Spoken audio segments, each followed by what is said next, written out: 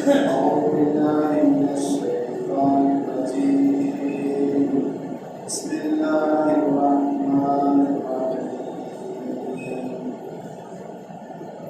قاف والقرآن المجيد بل عجبوا أن جاءهم منذر فقال الكافرون هذا شيء عجيب أإذا متنا وكنا ترابا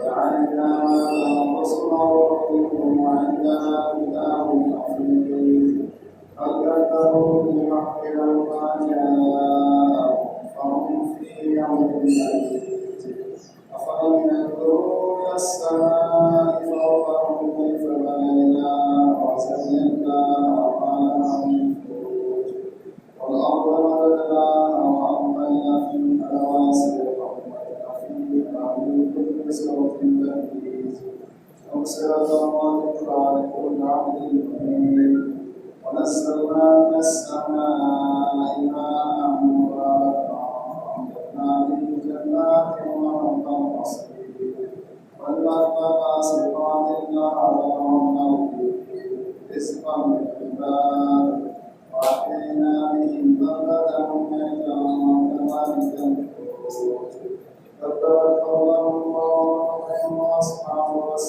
وثمود وعاد وفرعون واخوان لوط واصحاب الايكه وقوم الله كلهم كذبوا رسلا حقا افعلنا منهم في الاولين في بأس من خلقهم جديد وقال تعالى في موضع آخر لقد كان لكم في رسول الله أسوة حسنة كان يرجو الله واليوم الآخر وذكر الله كثيرا وقال تعالى في موضع آخر يا بني آدم خذوا زينتكم عند كل مسجد وقال النبي الكريم صلى الله عليه وسلم صلوا كما رأيتموني أصلي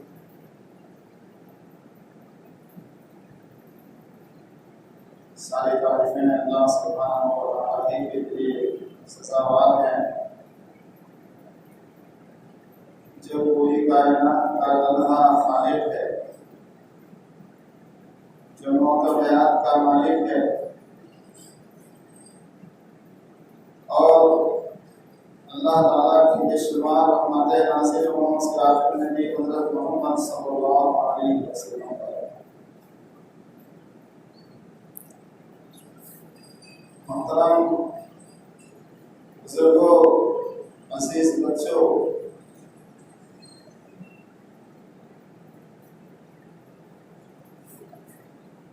نماز دین اسلام کے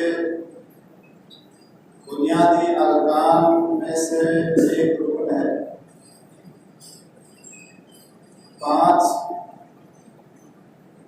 اہم قواعد اور ارکان اور بنیادی ستون جس پر پورا دین قائم ہے، اس میں بنیادی حیثیت رکھتی ہے۔ عبادتوں میں سب سے اہم عبادت ہے فرض عبادتوں کو اللہ تعالیٰ نے زمین پر اس کی فرضیت اور مشروعیت کو نازل فرمایا، وحی کے ذریعے سے عبادتوں کو فرض کیا اللہ تعالیٰ نے، لیکن ان فرض عبادتوں میں سے نماز ہی ایک ایسی عبادت ہے کہ جس کو فرض کرنے کے لیے اللہ تعالیٰ نے اپنے پیارے حبیب حضرت محمد صلی اللہ علیہ وسلم کو اپنے پاس بلایا۔ 7ویں آسمان پر عرش کے قریب نماز کو فرض کیا۔ اس سے نماز کی اہمیت اور اس کی فضیلت ثابت ہوتی ہے کہ نماز کتنی بڑی عبادت ہے، اور یہی نماز ہے عبادتوں میں سے، اعمال میں سے، کہ نماز ہی وہ عمل ہے، وہ عبادت ہے جس کا حساب قیامت کے دن سب سے پہلے لیا جائے گا۔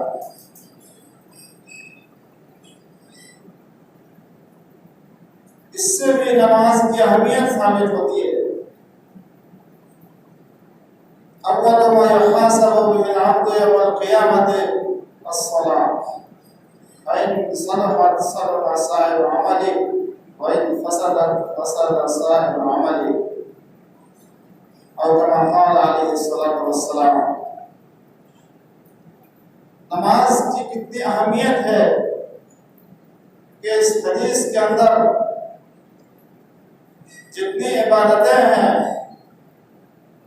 زکوٰۃ دینا، حج کرنا، روزے رکھنا، یہاں تک کہ ایک اللہ کی گواہی دینا، محمد صلی اللہ علیہ وسلم کے اللہ کے رسول ہونے کی گواہی دینا، یہ تمام چیزیں یقیناً بنیادی چیزیں ہیں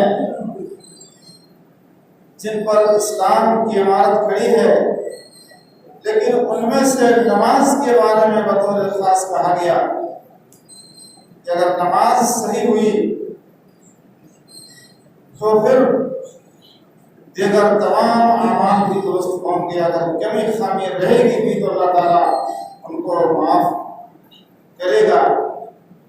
دوسری اچھائیوں کے ذریعے سے، حسنات کے ذریعے سے دیگر اعمال کی کمی و خامیوں کو اللہ تعالیٰ پورا کر سکتا ہے، لیکن نماز ہی وہ عبادت ہے اور بنیادی رکن ہے کہ اگر اس میں بندہ فیل ہو گیا تو دیگر تمام چیزوں میں وہ فیل ہو جائے گا۔ ایک اللہ کا بندہ مسکین بیچارہ ایک اللہ کی گواہی بھی دیتا ہے، محمد صلی اللہ علیہ وسلم کو اللہ کا رسول بھی مانتا ہے، رمضان کے مہینے میں بڑھ چڑھ کر زکوٰۃ بھی دیتا ہے، روزے بھی رکھتا ہے، وہ حج بھی کرتا ہے، کئی بار حج کر چکا ہے، لیکن اس کی نماز درست نہیں ہے، نماز میں سستی، کاہلی اور غفلت ہے۔ اس سے پوچھا جائے تو کہتا ہے یہی کام نہیں ہو پاتا ہے، بنیادی کام ہے، یہی نہیں ہے تو وہ کیا ہے تمہارا؟ یہ تمہاری زکوٰۃ، تمہارا حج، روزہ سب بیکار، اور دیگر جتنے اچھے کام ہیں اللہ کے یہاں پر اچھے کاموں کا کوئی اجر و ثواب نہیں ملے گا، اس لیے کہ نماز میں وہ فیل ہے۔ نماز کو دین کا بنیادی ستون کہا گیا۔ اگر یہ بنیادی ستون اور یہ کھمبا اگر ہے تو عمارت کھڑی ہے، آپ کا خیمہ ٹھیک کام کرے گا، کھڑا رہے گا، بیچ والے اس پیلر کو نکال لیجیے، اس کھمبے کو ہٹا لیجیے، وہ زمین میں آ کے مل جائے گا، اس کا شامیانہ اور اس کی چھت زمین سے مل جائے گی کسی کام کی۔ تو دین کو اس نے ڈھا دیا، نماز گئی تو سارا دین برباد، پیلر نکال لیے تو پورا تمبو یا خیمہ بھی بیکار ہو گیا۔ محترم بھائی بزرگوں، نماز اہم عبادت ہے اور یہ بنیادی عبادت ہے جس کے بغیر کوئی مسلمان ہونے کا دعویٰ نہیں کر سکتا۔ دعویٰ تو کر لے گا لیکن مسلمان کو نہیں بن سکتا بغیر اس کے۔ ہر حال میں نماز پڑھنا ہے، عبادتوں میں سے نماز ہی ایک ایسی عبادت ہے کہ اگر یہ نہ پڑھا جائے، نابالغ بچے کو بھی ماننے کا حکم ہے۔ ہم آپ جانتے ہیں جتنی عبادات ہیں، جتنے اعمال ہیں، وہ نافذ ہوتے ہیں، وہ لاگو ہوتے ہیں بلوغت کے بعد، بالغ ہونے کے بعد کوئی مکلف ہوتا ہے اسلام کا، دین کا۔ لیکن یہ نماز ایسی عبادت ہے کہ ابھی 7 سال ہی کا بچہ ہوتا ہے یا بچی، اس کو نماز پڑھنے کا حکم دینے کے لیے کہا گیا۔ اور اولادکم بصلاتکم ابناء 7 سنین، 7 سال کے ہوں تو حکم کو، اور 10 سال میں بھی بچہ بالغ نہیں ہوتا ہے لیکن ماننے کا حکم ہے۔ دوسری اور کوئی عبادت ایسی نہیں ہے کہ جس کے نہ کرنے پر مارنے کا حکم ہو، لیکن یہاں مارنے کا حکم ہے 10 سال کی عمر ہی میں۔ اس سے ہم اندازہ لگا سکتے ہیں کہ نماز کی کتنی اہمیت ہے۔ نماز کی اہمیت اور فرضیت اور اس کی فضیلت کے بارے میں زیادہ نہیں بولنا چاہتا ہوں، بلکہ میں بولنا چاہتا ہوں کہ نماز ہم نبی کریم صلی اللہ علیہ وسلم کی طرح پڑھیں، اور نماز میں غلطیاں کرنے سے ہم باز رہیں، دور رہیں۔ نماز میں بہت زیادہ غلطیاں ہم سے آپ سے ہوتی ہیں۔ نماز کیسے پڑھیں گے؟ جیسے نبی کریم صلی اللہ علیہ وسلم نے پڑھی ہے۔ لقد كان لكم في رسول الله اسوة حسنة، بہترین نمونہ نبی کریم صلی اللہ علیہ وسلم ہیں۔ چاہے وہ نماز ہو، چاہے وہ زکات ہو، چاہے وہ حج ہو، روزے ہوں، قربانی ہو، اور دیگر اعمال و عبادات ہوں، ہم ان اعمال و عبادات کو اس طرح سے کریں گے جس طرح سے نبی کریم حضرت محمد صلی اللہ علیہ وسلم نے کیا ہے اور کرنے کا حکم دیا ہے۔ چنانچہ میں نے آپ کے سامنے ایک حدیث پڑھی، کچھ نوجوان آئے تھے آپ کے پاس دین سیکھنے کے لیے، 20 دن تک وہ آپ کی صحبت میں رہے، اور پھر 20 دن کے بعد گھر جانے کی خواہش ہوئی۔ نبی کریم صلی اللہ علیہ وسلم کو اندازہ ہوا، گمان ہوا کہ یہ لوگ اب گھر جانا چاہتے ہیں۔ اس میں مالک تھے غالباً، وہ ان لوگوں نے کہا تھا کہ رسول ہم لوگ گھر جانا چاہتے ہیں۔ آپ نے فرمایا ٹھیک ہے گھر جاؤ۔ آپ بڑے رحمدل تھے، نرم مزاج تھے، کسی کو تکلیف دینا نہیں چاہتے تھے کہ ٹھیک ہے جاؤ، لیکن جب تم اپنے گھر والوں کے پاس جاؤ، علموہم دینہم، ان کا دین ان کو سکھاؤ۔ جو کچھ تم نے یہاں سیکھا، جو کچھ تم ہمارے پاس رہ کر کے دین کے بارے میں، اسلام کے بارے میں جانکاری لیے، ان تمام چیزوں کو جا کے سکھاؤ۔ اور صلوا کما رأیتمونی اصلی، جیسے میں نماز پڑھتا ہوں، جیسے تم لوگوں نے مجھے نماز پڑھتے ہوئے دیکھا، اس طرح سے نماز پڑھو۔ اور جب نماز کا وقت ہو جائے تو تم میں سے ایک کو چاہیے کہ وہ اذان دے، وَلَيَؤُمَّكُمْ أَكْبَرُكُمْ، اب تم میں سے جو بڑا ہے، جو پڑھنے لکھنے کے اعتبار سے، قرآن جاننے میں جو بڑا ہے، جو زیادہ جس کو قرآن اور سنت کا علم ہے، اس کو چاہیے کہ وہ تمہاری امامت کرے۔ آپ نے اس طرح سے ان کو نصیحت کر کے بھیجا۔ پتہ یہ چلا کہ نماز ہمیں اور آپ کو نبی کریم صلی اللہ علیہ وسلم کے طریقے کے مطابق پڑھنا ہے۔ وَمَا آتَاكُمُ الرَّسُولُ فَخُذُوهُ وَمَا نَهَاكُمْ عَنْهُ فَانتَهُوا، اللہ کے رسول نے جو طریقہ دیا ہے لے لو، اور جس سے روکا ہے رک جاؤ۔ آپ کا جو طریقہ ہے نماز پڑھنے کا، وہ سب کے سب موجود ہے احادیث کے اندر۔ صحابہ کرام نے ایک ایک چیز کو، ایک ایک نقطے کو بیان کیا ہے، شروع سے اخیر تک، تکبیر تحریمہ سے لے کر کے تسلیم سلام، آخری سلام پھیرنے تک، سب کچھ احادیث کے اندر بیان کر دیا گیا ہے واضح طور پر۔ اسی طرح سے اسی طرح سے ہمیں اور آپ کو نماز پڑھنا ہے، اور اس طرح سے نماز پڑھیں گے تو اللہ تعالیٰ قبول فرمائے گا۔ ورنہ من احدث فی امرنا ھذا ما لیس منہ فہو رد، جو نیا طریقہ، نیا طور طریقہ ایجاد کرے گا نبی کے طریقے پر، جس کی نماز نہیں ہوگی وہ نماز مردود ہوگی، اللہ تعالیٰ سے قبول نہیں فرمائے گا۔ آئیے میں نمازی کی غلطیوں کی طرف اشارہ کرتا ہوں۔ نماز میں نمازیوں سے بڑی غلطیاں ہوتی ہیں۔ سب سے پہلی چیز لباس کے سلسلے میں کہنا چاہوں گا، لباس کی غلطی۔ لباس میں غلطی یہ ہے کہ بہت چست لباس پہن کر کے نماز پڑھنے کے لیے آئے، بہت تنگ چست، دو دم اس کے پیر میں کسا ہوا ہو، جیسے جینس پہن کر لوگ نماز پڑھ رہے ہیں، بہت چست پائجامہ پہن کر کے نماز پڑھ رہا کہ رکوع اور سجدہ میں بھی دقت ہو، اور چست پینٹ پہننا جس کے اوپر کوئی بڑی شرٹ نہ ہو، کوئی کرتا پاجامہ نہ ہو، اور سجدے کی حالت میں اس کا صدر کھل جائے۔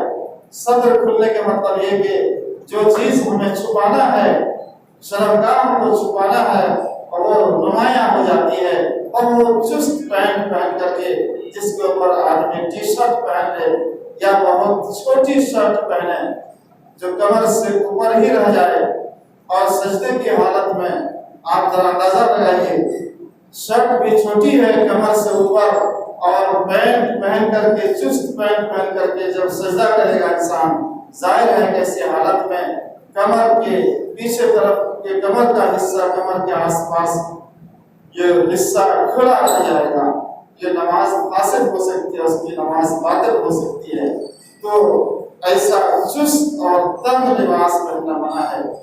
اجتماع السماع کہا گیا، اجتماع السماع یعنی چست کپڑا یا کپڑے کو اس طرح سے لپیٹ دیا جائے کہ وہ ہاتھ بھی نہ اٹھا سکے، رفع یدین نہ کر سکے، دونوں ہاتھ سینے پر ٹھیک سے باندھ نہ سکے، جاڑے میں جیسے بچوں کے گلے میں ایک چادر لپیٹ دیتے ہیں اور اس کو کس کے باندھ دیا جاتا ہے اوپر گلے میں کہ یہ چادر کھل نہ جائے، ٹھنڈک نہ لگے، اس کو کہتے ہیں اجتماع السماع، کس چست کر کے ایک دم پہنا دینا۔ تو میرے بھائیوں، یہ درست نہیں ہے، یہ صحیح نہیں ہے۔ ہاں، اگر پینٹ میں آدمی کرتا پہن رہا ہے، اگر شرٹ پہن رہا ہے ڈھیلی شرٹ، پینٹ ڈھیلی ہے، تو پھر اس میں کوئی دقت کی بات نہیں ہے۔ اسی طرح سے کچھ لوگ صرف گنجی پہن کر، پتلی گنجی پہن کر، جو ٹی شرٹ نہیں ہوتی، پتلی گنجی آستین چھوٹا ہوتا ہے، وہ پینٹ میں نماز پڑھتے ہیں، یہ بھی درست نہیں ہے۔ یہ تو گھر میں پہننے والا لباس ہے، مسجد میں آئیے تو کچھ زینت اختیار کیجیے، اللہ کے دربار میں آ رہے ہیں تو پھر زینت اختیار کیجیے۔ اللہ تعالیٰ نے فرمایا یا بنی آدم خذوا زینتکم عند کل مسجد، اے آدم کے اولاد اپنی زینت اختیار کرو، آرائش اختیار کرو ہر مسجد کے وقت، یعنی ہر نماز کے وقت۔ جو بھی نماز جہاں پڑھتے ہیں وہ مسجد ہے، چاہے آپ مسجد میں نماز پڑھیں یا مسجد سے باہر کہیں فیلڈ میں نماز پڑھیں، جہاں آپ کا وقت ہو جاتا ہے وہاں مسجد نہیں ہے، بہت دور میں ہے مسجد، تو پھر وہیں آپ نماز پڑھ سکتے ہیں۔ آپ کمپنی کارخانے میں کام کر رہے ہیں، وہیں پر ایک جگہ کو نماز گاہ بنا سکتے ہیں۔ تو ہر نماز کے وقت زینت اختیار کرنے کے لیے کہا گیا، یہ اللہ تعالیٰ کا حکم ہے، اللہ کا یہ حکم ہے۔ سونے والا لباس، اسی لباس میں اذان ہوئی فوراً ہڑبڑا کے اٹھے، وضو کیا اور چلے گئے مسجد میں، یہ بھی درست نہیں ہے۔ آدمی جب باہر کہیں جاتا ہے، بازار جاتا ہے، بڑے آدمی سے ملنے جاتا ہے، ظاہر بات ہے کہ وہ سب سے اچھا لباس پہن کے جاتا ہے، تو اس پر اچھا اثر پڑے کہ بڑے آدمی کے پاس جا رہے ہیں۔ اللہ سے بھی بڑا کوئی ہے کیا؟ اللہ تو بادشاہوں کا بادشاہ ہے، اور مسجد تو سب سے افضل جگہ ہے، سب سے بہترین جگہ ہے، سب سے پاک صاف ستھری جگہ ہے۔ جہاں اللہ سے سرگوشی کرتے ہیں، نماز گویا کہ اللہ تعالیٰ سے بات چیت کرتے ہیں، اس جگہ جانے سے ظاہر بات ہے کہ ہم کو بھی اہتمام کرنا چاہیے، ہم کو بھی اچھا لباس پہن کے جانا چاہیے، خوشبو لگا کے جائیے، اور اس طرح سے آپ اپنی نماز ادا کیجیے۔ حضرت عبداللہ بن عمر نے اپنے شاگرد نافع کو دیکھا کہ ویسے ہی لباس میں نماز پڑھنے کے لیے آئے، ایک ہی کپڑے میں نماز پڑھ رہا ہے، ایک ہی کپڑے میں، اگر بڑی چادر ہو تو آدمی گردن پہ اوڑھ لے اور نیچے تک، گھٹنا سے نیچے تک اگر کپڑا ہو، زیادہ چوڑا کپڑا ہو، چادر ہو تو ایک میں نماز پڑھ سکتے ہیں، یعنی ڈھک سکتا ہے بدن۔ آپ نے دیکھا حضرت عبداللہ بن عمر نے کہ ان کا شاگرد نافع ایک ہی کپڑے میں نماز پڑھ رہا ہے۔ کہاں انہوں نے وہ کپڑے کہاں گئے جو میں نے تم کو دیے ہیں؟ دو جوڑا میں دیا ہوں، ایک اوپر اڑنے کے لیے کرتا یا چادر کے طور پر، اور ایک لنگی کے طور پر اڑنے کے لیے میں نے دیا ہے تم کو، وہ دو کپڑے کہاں ہیں؟ کہا کہ ایک ہی کپڑے میں نماز پڑھ رہا ہوں۔ تو یہ غلط بات ہے۔ اے نافع، کیا تم اسی ایک کپڑے کو پہن کر کے بازار جاؤ گے؟ اسی ایک کپڑے کو پہن کے بازار جا سکتے ہو؟ کوئی صرف گنجی پہن کے اور لنگی پہن کے، وہ بھی چھوٹی گنجی، ٹی شرٹ بھی نہیں ہے، آستین چھوٹا ہے، یا پھر سینٹو گنجی، اس کے کندھا کھلا ہوا، دونوں بغل کھلی ہوئی، کندھا کھلا ہوا، کیا اس کو پہن کر کے بازار جانا پسند کرے گا؟ ظاہر بات ہے کہ 100 میں سے 99 آدمی پسند نہیں کرے گا۔ اگرچہ بعض ایسے بھی لوگ ہوتے ہیں کہ سینٹو گنجی اور لنگی پہن کر کے یا پینٹ پہن کر کے گھومتے پھرتے ہیں، موٹر سائیکلوں میں چلتے آتے جاتے ہوئے دیکھے جاتے ہیں، یہ درست نہیں ہے۔ یہ اسلام تہذیب سکھاتا ہے۔ آپ جب اس طرح کے چھوٹے کپڑے پہن کر کے مسجد دوستوں کے سامنے نہیں جا سکتے، بڑے لوگوں کے سامنے نہیں جا سکتے، بازار نہیں جا سکتے ہیں، تو پھر مسجد میں کیسے چلے آتے ہیں؟ ہمارے وہاں سختی نہیں ہے، اگر جلدی میں ہے، بہت زیادہ گرمی ہے، تو کم سے کم جماعت کا ٹائم شروع ہوئی ہے، جماعت ختم ہونے والی ہے، جماعت پکڑنا چاہتے ہیں، تو کم از کم آپ ایک گمچھا رکھ دیجیے، بڑا سا رومال رکھیے اور گنجی کے اوپر ڈال دیجیے، سر کے اوپر، آپ کا سر بھی چھپ جائے گا، اور اگر کندھا کھلا ہوا ہے، سینٹ گنجی ہے، تو آپ کا کندھا بھی ڈھک جائے گا، اور اس طرح سے نماز پڑھیے، شرافت کے ساتھ، عزت کے ساتھ، لگے کہ ہاں اللہ کے دربار میں ہے۔ کم سے کم اتنا تو ضرور کرنا چاہیے، لاپرواہی نہیں برتنی چاہیے۔ اسی طرح سے لباس بہت تنگ اور بہت باریک کپڑا، گرمی میں جیسے لوگ پہنتے ہیں، سینٹ گنجی نیچے اور اس کے اوپر کرتا، بہت باریک کرتا، ایک دم جھلکتا ہے پورا بدن، اور پسینے میں بھیگا ہوا کرتا، اور اندر گنجی بھی نہیں، گنجی ہے تو سینٹ گنجی، اس کا پورا کندھا نظر آئے گا، نیچے تک بغل تک نظر آئے گا۔ یہ غلط بات ہے میرے بھائی۔ اس طرح کے کپڑے میں بھی نماز پڑھنا درست نہیں ہے نماز پڑھنا ایسے کپڑے میں۔ کم سے کم آپ گنجی، آستین والی گنجی پہنیے، تاکہ اگر وہ بھیگ جائے، کرتا بھی بھیگ جائے، اور پتلا کپڑا ہے، سوتی کپڑا ہے، آپ پہنیے، منع نہیں ہے، لیکن نماز کی حالت میں بچنا چاہیے ایسے کپڑا سے جس سے پورا بدن اس کا جھلکے۔ حضرت امام شافعی رحمۃ اللہ علیہ نے کہا ہے کہ ایسا کپڑا پہن کے نماز پڑھنا جو درست نہیں ہے، اس کی نماز کافی نہیں ہوگی، جس سے بدن جھلکے۔ عرب لوگ بھی لمبا جبہ پہنتے ہیں ابھی بھی لمبا جبہ، اور جب پتلا بہت باریک کپڑا پہن کر کے اور اندر کچھ اگر نہیں بھی پہنے ہیں تو ظاہر بات ہے کہ یہ بے پردگی ہوگی اور اندر کا حصہ جھلکے گا، اور یہ قطعاً درست نہیں ہے۔ تو اس لیے میرے بھائیوں، بہت باریک کپڑا پہن کر کے بھی نماز پڑھنا نہیں چاہیے۔ اور آئیے، نماز ہم کہاں پڑھتے ہیں؟ نماز پڑھیں گے مسجد میں یا پاک جگہ میں، وہ دیکھ لینا ہوگا یہ جگہ پاک ہے یا نہیں ہے، کوئی گندگی وغیرہ نہیں ہونی چاہیے۔ آپ چٹائی بچھا کے نماز پڑھتے ہیں، وہ بھی چٹائی بھی پاک صاف ہونی چاہیے۔ اور ہر مسجد کے وقت آپ کو ہر نماز گاہ میں، نماز پڑھنے کی جگہ میں آپ کو دیکھ لینا ہوگا کہ سترہ آگے ہے کہ نہیں ہے؟ سترہ جیسے آج ہی کی بات ہے، کچھ لوگ آئے اذان ہونے کے بعد اور آ کر کے سب سے پیچھے صف میں سنت شروع کر دیے، آگے پورا خالی ہے، یہ درست نہیں ہے، سترہ چاہیے۔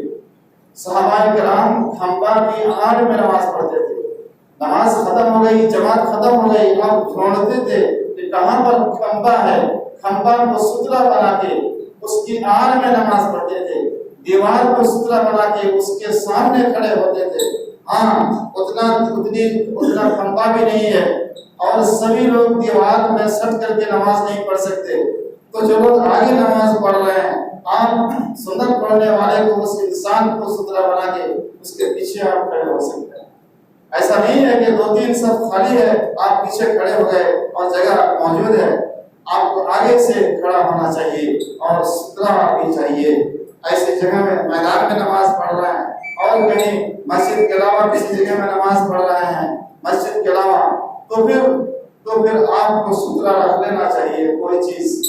کوئی بھی چیز ہو، ایک بالش سے اس کو اوپر ہو اور پونے 1 گز، پونے 1 ہاتھ کے برابر کچھ رکھ دیجیے۔ اگر کچھ نہیں مل رہا ہے، کہیں ایسا ہو سکتا ہے کہ کچھ بھی ہے ہی نہیں سامنے رکھنے کے لیے، تو پھر آپ ویسی ہی نماز پڑھ لیجیے۔ ایسی صورت میں، مجبوری کی صورت میں آپ نماز پڑھ سکتے ہیں۔ اور اسی طرح نماز کی غلطیوں میں سے ایک بہت بڑی غلطی یہ ہوتی ہے انسان سے کہ آدمی جو نیت کرتا ہے شروع میں نماز شروع کرتے وقت زبان سے نیت کرتا ہے، زبان سے 2-4-5 جملے پڑھتا ہے، ادھر جماعت شروع ہو گئی، امام صاحب ابھی رکوع میں جانے والے ہیں اور لوگ کھڑے نیت ہی بنا رہے ہیں، زبان سے نیت کے الفاظ پڑھ رہے ہیں، ادا کر رہے ہیں زبان سے، یہ غلط ہے۔ ہم لوگوں میں یہ چیز نہیں ہے، وہ درست نہیں ہے، نیت زبان سے کرنا صحیح نہیں ہے۔ دل کے ارادے کا نام ہے نیت۔ آپ نیت کیجیے کہ ہم نماز پڑھ رہے ہیں، ظہر کی نماز، دل میں سوچ لیجیے اذان ہوئی ظہر کی، آپ وضو کیے تو مسجد میں آئے تو نماز ہی کے لیے تو آئے، تو یہی تو کافی ہے آپ کا ارادہ کرنا، اور یہ اسی کی نام نیت بھی ہے، اسی کو نیت کہتے ہیں۔ آپ تکبیر تحریمہ، اللہ اکبر، کندھا تک ہاتھ اٹھائیے یا کان کے لو تک، اس طرح سے آپ تکبیر کہیے، اللہ اکبر کہہ کے ہاتھ اٹھائیے، ایسے یا ایسے، لیکن ایسی معمولی سے اٹھائے اور چلے ہاتھ باندھ لیے، یہ درست نہیں ہے، یہ صحیح نہیں ہے۔ آپ مسجد میں گھسے، امام صاحب رکوع میں چلے گئے، آپ بھی آئے سیدھے رکوع میں چلے گئے، آپ کی تکبیر تحریمہ کہاں گئی؟